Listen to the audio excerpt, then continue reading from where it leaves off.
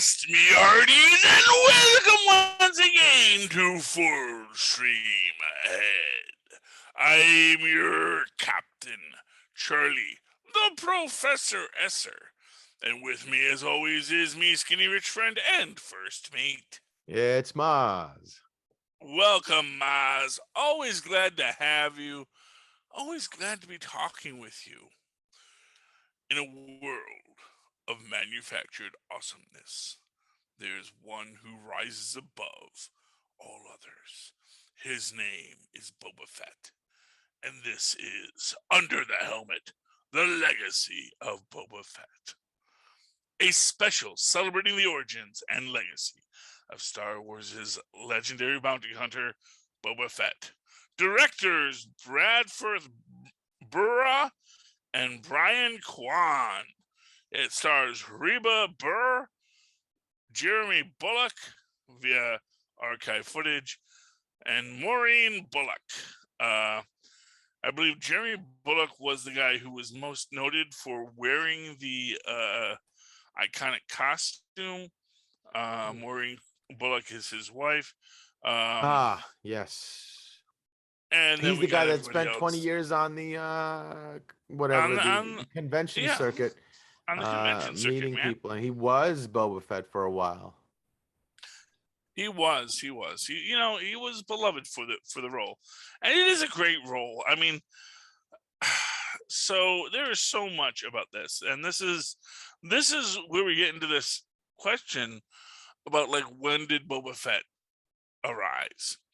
And I found it most fascinating that they actually totally designed all this physical space with the idea that this is going to be the elite stormtrooper. Like, the elite stormtrooper was what is the basis of the entire Mandalorian culture. And they were going to have these special forces stormtroopers that they just never really got off the ground. But I loved when they're going through how they designed this armor and how much of what we think of as this armor was already into it, including the knee rockets. And that, to me, it's like you go all the way back to the 80s and we're going to throw in knee rockets.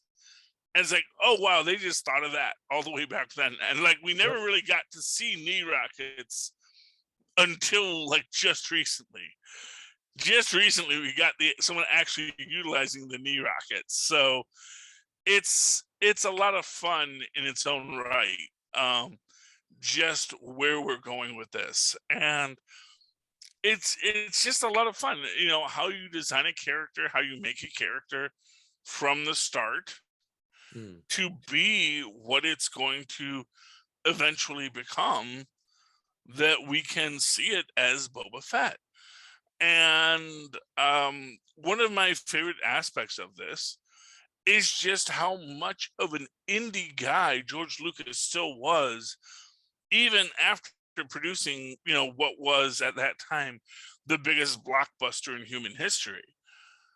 And there's still guys in a garage sort of piecing together, their cosplay for the design to injection mold this Boba Fett costume. And they put all the bells and whistles on it. And then they said, yeah, but, when we do the second movie, we're still not going to get that budget. We can't mass produce a Boba Fett. Yeah. But then they said, but, we're not going to waste a Boba Fett. This was too cool to not use. And the first thing they do is they send Boba Fett into the Marin County parade, because they just happen to be parade. Yeah, just like, just the local, hey, here's the Shriners and the Boy Scout Troop 433, and here's Darth Vader and Boba Fett. Oh my. And of course, if you were alive at that time, you may even remember going to an event, where Darth Vader and Boba Fett might have shown up, Darth Vader and Chewbacca, that whole time after it came out, where they were doing these promotional tours of the characters. at Kmart's and whatnot back when Right. Kmart was a thing. But I mean, those people I weren't remember as lucky going to to actually Kmart. see the costumes used on film. These guys got to see the actual film Yeah. costumes being paraded about. Mm, That's pretty cool. it is very cool. Um, but I just, I love how this character Boba Fett sort of grew out of a design.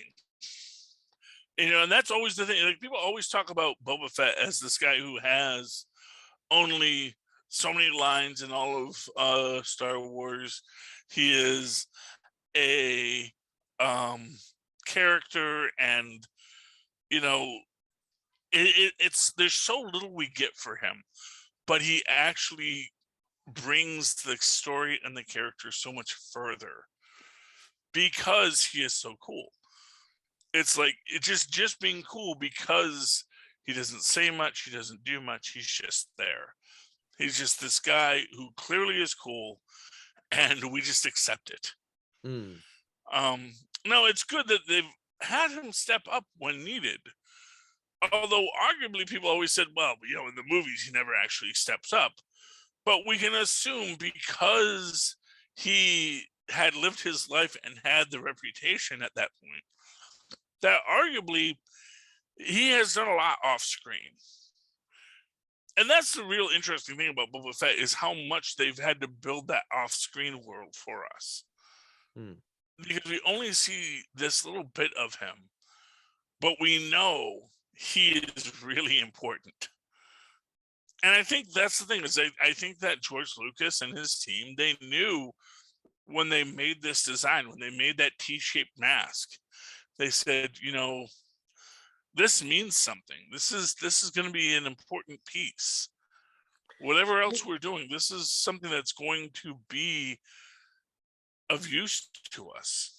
I wonder if there's some like design philosophy to that T that makes it so easy to be expressive with it. Like you look at the Mandalorian, maybe it's just because Pedro Pascal is such an amazing actor that he's able to get so much expression out of an expressionless helmet.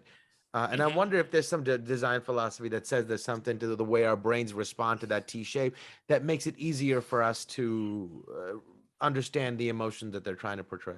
Well, I'm going to just spitball this for you, but I'm going to say there are a couple of very interesting qualities to the Mandalorian design helmet. And the thing about the T shape is it connects a face. Mm-hmm. So you got like eyes and a nose. Right, right. And in having an eye and a nose, suddenly how you move these two lines, it becomes Right. a lot more Yeah. expressive than if you just had two eyes. Two eyes and a mouth Yeah. is less expressive than effectively one eye and a nose. You don't get like a relative sense of the Yeah, broader landscape. It's not connected. It's disparate yeah. without it. You also have hard lines, which is another thing that I think is really important on the Mandalorian design. There are hard lines at the sides, and when you're creating these lines in the Mandalorian design, you're actually creating points of reference. There's one of the things about one of the teachers I had when I was doing face drawing, when I was in junior high or whatever, where he said there are not a lot of real lines on a human face.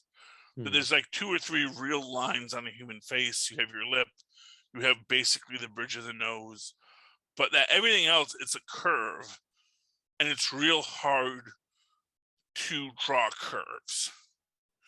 But what you can do is you can find those lines, and by drawing those lines, you can express things. So in that sense, I think Boba Fett, because it is that line across the eyes, which first off gives it that sternness. That sternness that you can't, that whoever this person is, they mean business. Right. This isn't, there may be a Gomer Pyle Mandalorian, but because the Mandalorians also are a culture that embraces clearly stoicism and economy of words, that they are a group that always perpetuates the mythos of, you know, the quiet stranger, you know. Um, I really appreciate what they were able to create with this and how much it infused Star Wars with, again, that ideal that I think no one really knew was going to be there at the time. You know, when you think about Star Wars, you often think about the Akira Kurosawa influences and the samurai influences and that big epic galactic battle. The battling of empires and the fall of empires and the rise of empires and all of that work. But when you actually really start to break it down, I think where it always finds its strongest footing is in the individualized story of the lone person. That it is the individualized story um of Luke. It is the individualized story of Han or Leia, and it is how this one person in this moment, in this very Western style Sergio Leone influence, gives us this idea about standing up for this one place in this one fight.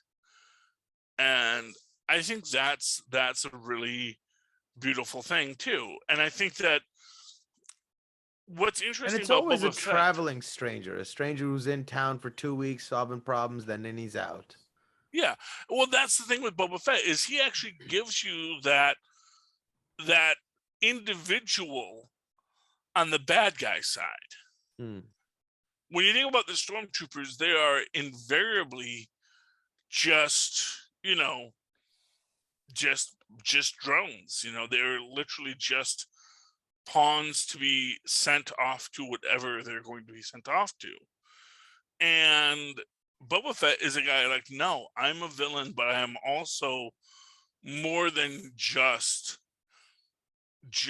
a voice behind a mask. I'm more than just I'm a one of a tide hundred. turner. I Yeah, show up when the tide exactly. turns. Exactly. I'm And your ace in the hole. even in Empire Strikes Back, where we get him on Cloud City, it's clear he is the one bounty hunter that is separate from the rest. You can say what you will about all the other races and all the other, um, what is it, bog skags, or boss skags, and several other people that we get in that line of bounty hunters that they're utilizing. But we can see that the only one that stands right next to Darth Vader is Boba Fett. And so clearly there is a respect between Boba and Darth Hmm. that I think is so powerful. And they're both these guys in these masks, and they're both these guys with this backstory. And they're also, what I think is most important in that is they are both people with their own moral codes. Darth Vader is a true Sith Lord in the sense that he is embracing the path of the Sith not for personal aggrandizement. In fact, he has lost so much to the path, but he is embracing the path of the Sith because he truly believes that this power can lead to a better world for everyone. He can end slavery. He can Hmm. free peoples. He can solve. He can end the cruelty of the powerful with his Sith judgment. The problem for him is that he must always be the apprentice, and the master is also corrupt. That is the problem. Is the dark side is corrupted by the Emperor. And in that sense, I think Boba and Darth maybe find that alliance as two people exploited by this system, that they I both believe in simply something think better. it's just that Okay. he's reliable and efficient. And when you're, at that level, you need to get stuff done. You need someone around you that you can say, "Oh, get this done," and you can believe and you can trust it's going to get done. And that's, I think, the idea of the honor to your duty, which Hmm. sets him apart from everybody else. No matter how he feels about it, if he's got a job to do, that's his responsibility. He's going to get it done, and that's what he appreciates. And even though they are on, varying ends of the spectrum, morally speaking, that goes out the window. When you have a job to do, that's your job, and that's why I think he appreciates him. And I Yeah. think Boba's able to let go of the morality of it because his higher purpose is the obligation to his duty. Yeah, and to be fair, I mean, I think that that's what makes Boba an amazing character, and why These he problems are bigger has. than me. Hey, whatever, Yeah. something needs to get done. I'm just a tool. I'm just a utensil. And more than that, let's I mean, when we look at his expanded backstory, Mm, he is a person who was born in the Republic, but mm, also born in the Republic as a slave. right. Like Darth Vader, like Anakin Skywalker, that for all the glories of the Republic, he was still a slave. He was still someone who was meant to be the meat for a war machine, and or whatever machine owned him at the time. His rights were limited to nothing. And so, in that sense, I think they both sort of come into this world seeing the corruptness of the Republic. Mm, Because clearly, there's no reason to see the Republic or the rebels who want to reconstitute the Republic as noble heroes. They're both, just people seeking to uh, reestablish an order that did them no favors. And as stated, Mace Windu decapitated Jango Fett. Jango Fett, his father. So clearly the Jedi are no friend of his. Mm, Um, and this is the world that they both grew up in. There are people that have been oppressed and crushed and hurt by the old system, and that they have torn down. That they are now in this new system that is arguably no better, or at best modicumly better, and in many ways worse. Um, they they are they are finding their own way, and that is a neat thing. It's neat to point out that the Huts ruled Tatooine under the Republic, and the Huts ruled the Tatooine under the Empire. mm, That the Huts continued regardless of who was in charge. And one imagines the Pikes do something similar. The Huts and the Pikes, they're both these groups that doesn't matter who's in charge, doesn't matter who we're paying protection to via taxes or via exploitation. We just only want there to be one person we're dealing with. We just don't want to have to pay two different people. We don't want to pay a republic and an empire taxes. So you two, so we're gonna just say, whoever's gonna give us the better deal, we're gonna say we're gonna support you, and then the other one invariably falls. yeah. Because the economy of it is, you know what, you can't build a Death Star without some spice money, as it goes. Mm-hmm. Uh, what was your big takeaway? Yeah, I'm I sorry. really appreciated watching the guy who played young Boba Fett as a Hmm. grown up talking about like he's showing like his toys to his. I was like, oh my god, like he was a tiny little kid. He's a grown man now. Well, That yeah, was kind of it's. adorable. I mean, not for nothing. There was a Law and Order recently where I realized that this character who was like the event that caused their birth was in like 2003. I'm like, oh wait, yeah, because an adult 19-year-old that was like they were born in 2003. So Yeah, it's yeah. He's it's like, a weird concept to realize, but yeah, I mean he's and a this was grown the man. prequels. When I think back on my life, the prequels weren't that long ago, and then you're like, No, they were. They were a really long time ago. Like this guy was just a little kid. He was like what, 8 years old in that movie? Yeah. And now he's showing his toys to his, young toddler kid. And it's like, my God. Yeah, well, but that's the thing. That's what makes it an interesting tale, because it's Hmm. a tale that tells the breadth of a person's life. And I love the fact that they have been loyal to these actors. Tamir and the young man, and I forget his name, and I do apologize for that. Hmm. But that they are, that he was the voice of young Boba Fett in the Clone Wars series, and that all the clones were voiced by Tamir, and it's fun in the way that they do it. And I wonder if we're ever going to get flashbacks to, if they do flashbacks to a younger Boba Fett, they're just going to get the young kid to be Tamir Morrison, Hmm. because as we said, Tamir Morrison is actually doing Dan Frank's voice when he's trying to be Boba Fett. So Hmm. it's like, Hmm. yeah, we can all do that. We can all continue on this same legacy of this character under the helmet, and that's pretty impressive. Indeed. That is, if we're all wearing helmets, then who knows who it's like the Dread Pirate Roberts, you know and the Mandalorians in general. The whole point of them all wearing the helmet is that way you don't know who the Mandalorian is. You don't know who is under the mask, Yeah. but you respect the mask. And I think that is, if there's anything about the character of Boba Fett that we should take away, it is just that idea that we don't know who's under the mask, and that's the point of the mask. The Is it helmet. is this The helmet. character that We expresses don't beyond it. right. We don't know You who's know under the helmet. exactly, and quite frankly, that's what the Mandalorians as a culture have relied on. Right. That you just saw a Mandalorian helmet, you just assumed. I mean, there were probably a lot of freshman Mandalorians that got their butt beat.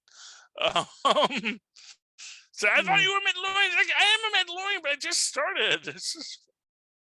This was my first job, man. Although, but I doubt the Mandalorians would let somebody go out untested, unsupported. He probably had backup. Um, they have a name to Yeah, I mean, uphold, and that reputation is important. And they're like the yeah, Spartans. The weak ones get sent off to wherever. Only they the let him strong train with get the to done. Jedi. Yeah, It's like yeah, maybe exactly. you should go hang out with Luke Skywalker. I don't know. Maybe You you can seem make like more something of of a yourself. I don't know, Jedi but you're kind not of gonna make it guy. here. Yeah. So Yeah, but that's what makes it a really fun story. yeah. Any final thoughts on tonight's look back on the history of Boba Fett? No, it's just a really cool character, and I can't wait to see what they go where they go with the Mandalorian and how they team up again. Yeah, I'm really excited for future Mandalorian stories. I'm also excited for future Boba Fett stories. Um, I was very excited to see Ming Na Wen on the latest Young Sheldon as a Oh, scientist. oh, Still a total BA, because Ming Na mm, Wen is just always, she just walks into the room and she's the, you know, she's like the new Lucy Liu. I'll be honest with you. yeah, Anytime you ever saw Lucy Liu in a series, you knew whatever was going to happen, it was going to be BA. Ming Na Wen, you know, she's a little bit older than Lucy, but quite frankly, she is like taking on that mantle of no, everyone knows who I am. I am Ming Na yeah, Wen, and I am here to kick butt and take names. And I yep, love that about her. And I just want so much more with that character. And I think her dynamic with Tamir Morrison is really good. I do think it's kind of a classic smart lady dumb guy dynamic in a little ways. yeah, um but I do love it. It's fun to watch, and I actually think that, and it's not to impugn Tamir Morrison in any way, but I do think that he's a guy who really believes he's got it figured out. And Ming Na's character is just like, dude, there's so much that it just we can't figure out, and we just gotta get to the payday. We're just working to payday. So I really hope we're gonna get more Boba Fett. I hope we get a lot more uh Fennec Fennec Shand. Shand. And I want more Jindarin, and of And course Grogu everybody's favorite Grogu. finally got back together. I want to see those Yes, adventures. I'm dying for it. Let's go. I'm waiting for Grogu. Like, I'm waiting for when we get to that point and Grogu meets Rey to Yoda? teach her, yeah, to teach her what he knows, and then they're Hmm. going to build that new. That's when the school gets built, because a moment for Grogu, it's a lifetime for everyone else, and Yeah. he's just moving through it. He's learning his way. All right. Uh, by the way, Maz, I'm sure Mm. you've noticed my awesome T-shirt and my Mm. amazing mug, which Whoa. has it's bedazzled with the, yes. It doesn't really disappear in real life. That's just the fun of CG. But this is the Capes and Lunatics travel mug. It does have a lid if you would like to travel with it, and you can put it in there, and it keeps your hot drinks hot, keeps your cold drinks cold. I put my cold drink in this last night, and I woke up this morning and it was still cold. Made of Mm. solid quality Mm. aluminium, as we say in the continent. Um, and it's an amazing mug. My wife got it for me for Valentine's Day along with the T-shirt. And you too can own such things if you go to Linktree. That's linktr.ee/capes and lunatics. That's linktr.ee/capes and lunatics. One word spelled out. Go to that website. You can not only find this amazing merch, you can get the shirt in whatever color you choose. I, of course, chose the slimming black Mm. to accentuate how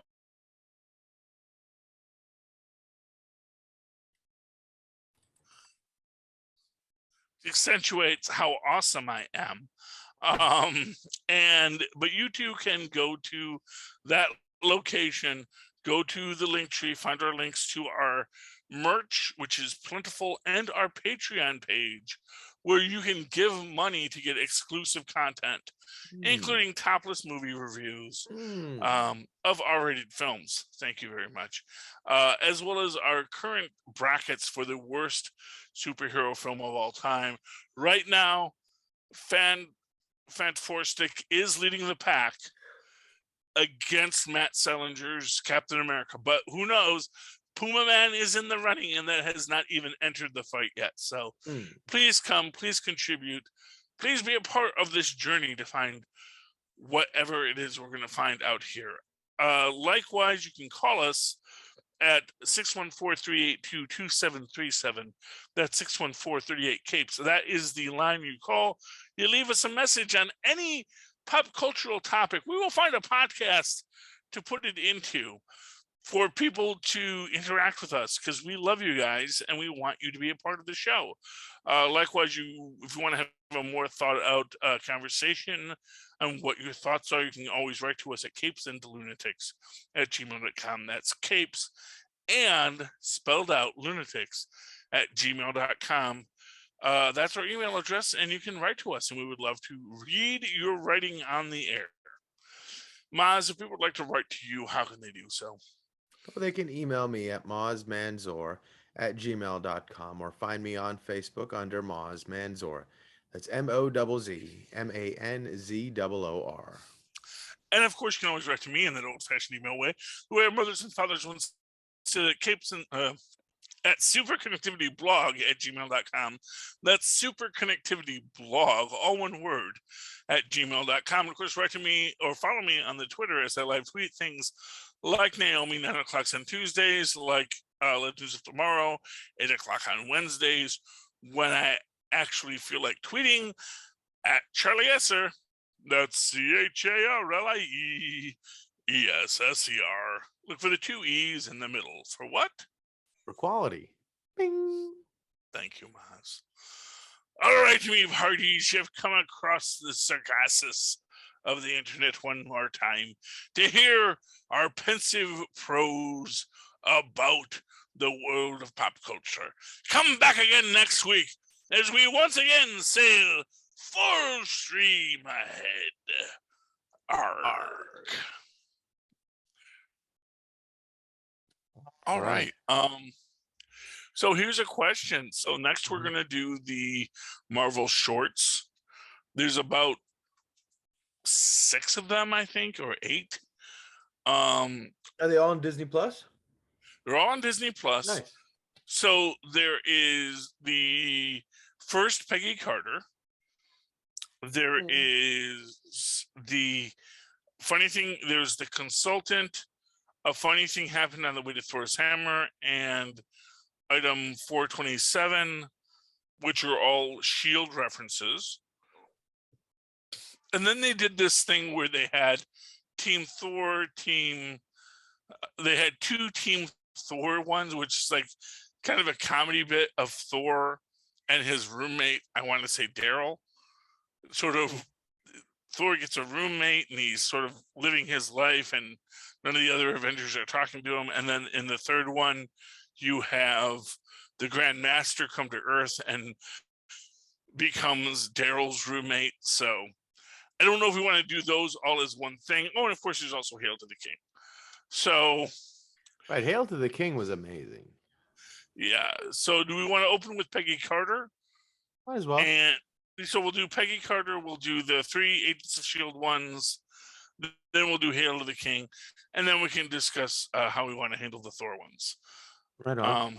The Boys should be coming back soon. And they have an animated show on Amazon too now, right? They're gonna. It's called Diabolical. I don't know. I'm not quite sure what it's gonna be. We have the Boys, and then we also have Moon Knight coming. So yes. So I don't know which one you want to do next, or how you want to do it, and we could maybe even do Moon Knight and the Boys at the same time if they're all dropping at the same time. Yeah, we can alternate week to week. But but I know that right now, as far as the official timing is we have Moon Knight coming after whatever we finish during this mid break. So let's start with Agent Carter.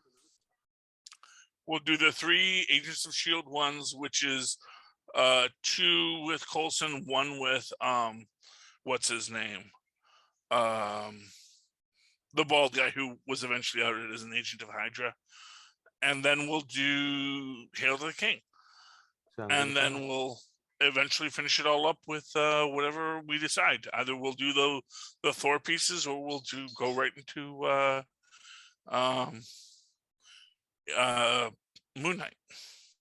Sounds good. Sounds good. Okay, I will talk to you next week. Let me know when you want to do it. Let me know when you watch one of those. All right, man. Okay, bye. Have a good night.